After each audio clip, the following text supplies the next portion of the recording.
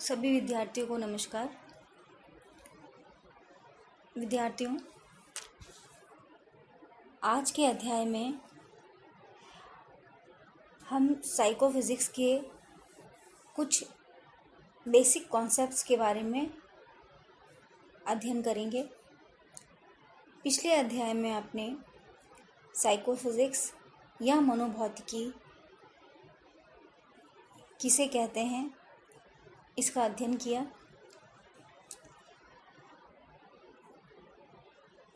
Psychophysics या मनोभौतिकी scientific study है या वैज्ञानिक अध्ययन है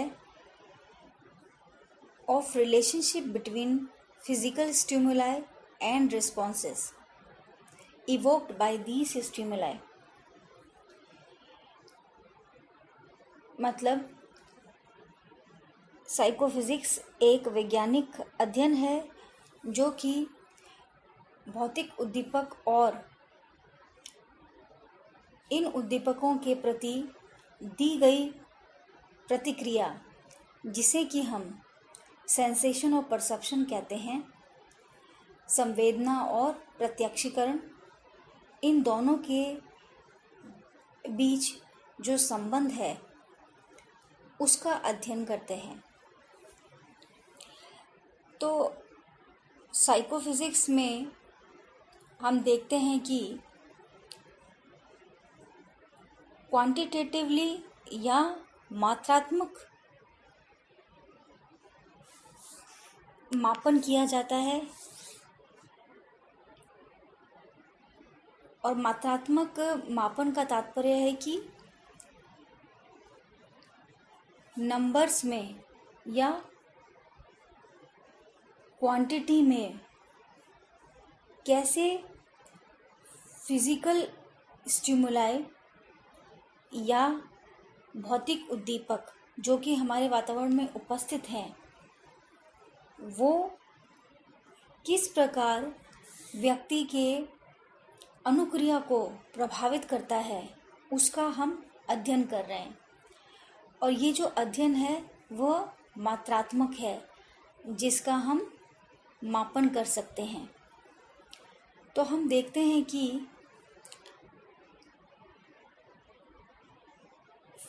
भौतिक उद्दीपक और व्यक्ति की प्रतिक्रिया दोनों के बीच में संबंध होता है,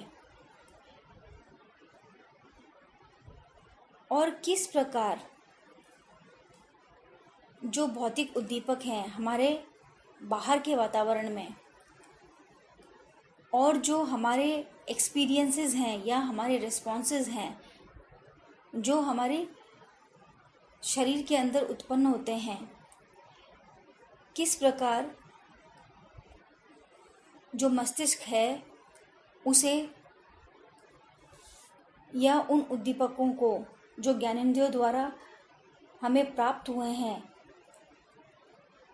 उसे ट्रांसलेट करता है और उसका कुछ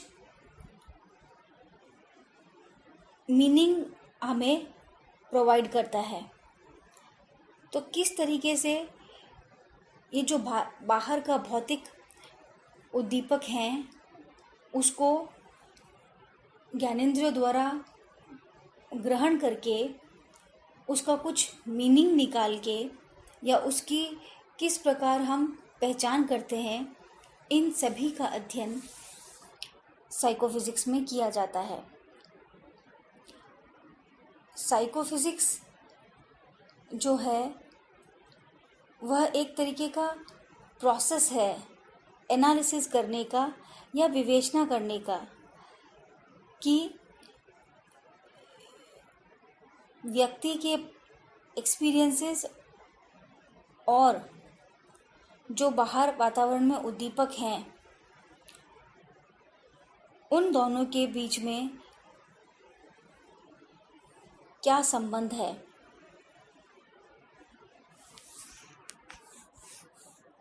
तो हम देखते हैं कि हम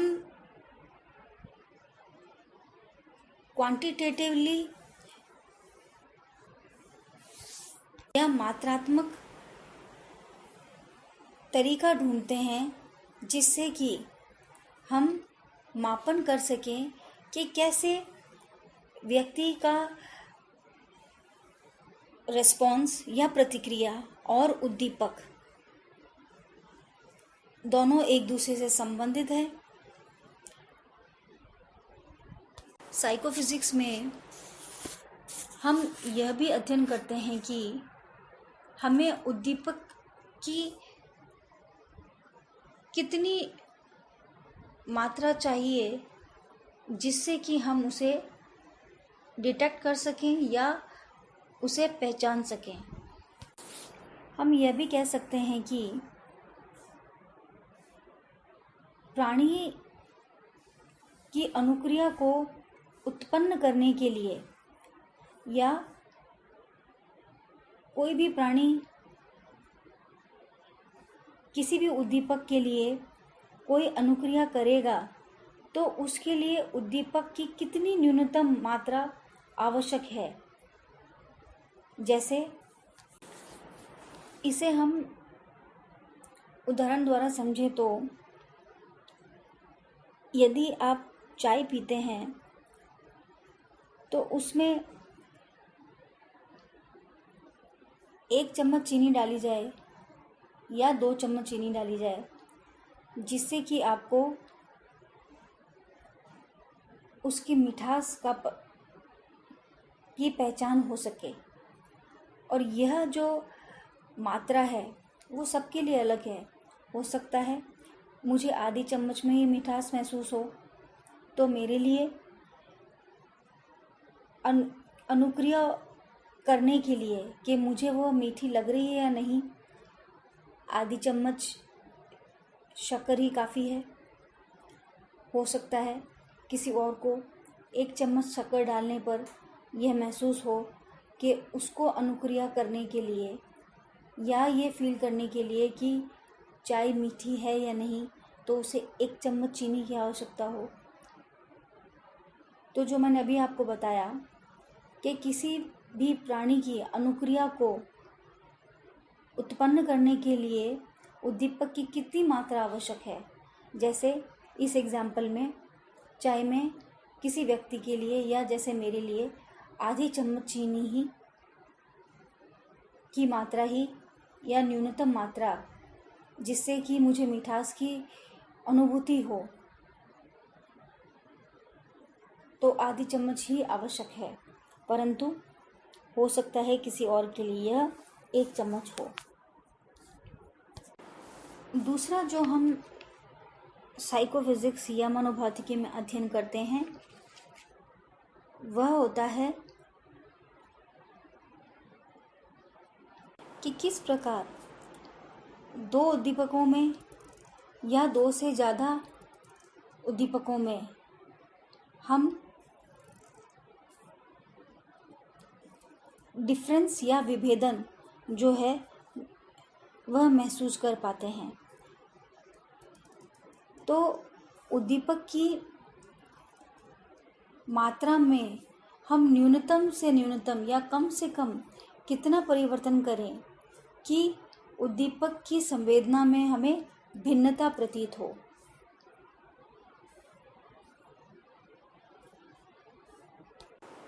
इससे यहाँ यही मतलब है कि 2 या 2 से अधिक उद्दीपकों में कितनी कम से कम मात्रा होनी चाहिए या कितना कम से कम हम परिवर्तन करें कि हमें यह पता चल सके कि इन 2 उद्दीपकों में या 2 से ज़्यादा उद्दीपकों में विभेदन या डिफरेंस है।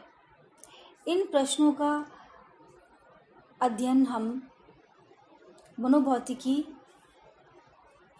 में करते हैं और इसके लिए कई प्रकार की विधियों का भी फैक्नर ने वर्णन किया है।